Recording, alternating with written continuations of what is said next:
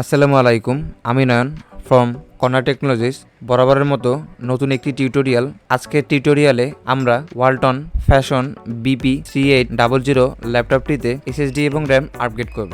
শুধু hard disk 1 TB দেওয়া রয়েছে। এটিতে আমরা এখন একটি M.2 SSD ব্যবহার করে ল্যাপটপটিকে ফাস্ট করার চেষ্টা করব। আজকে SSD হিসাবে যেটি আমরা ব্যবহার করেছি এটি হচ্ছে এসপির একটি SSD। এটির মডেল নম্বরটি হচ্ছে EX900 M.2 এবং র্যাম হিসাবে যেটি আমরা ব্যবহার করছি এটি হচ্ছে DDR4 4GB র্যাম।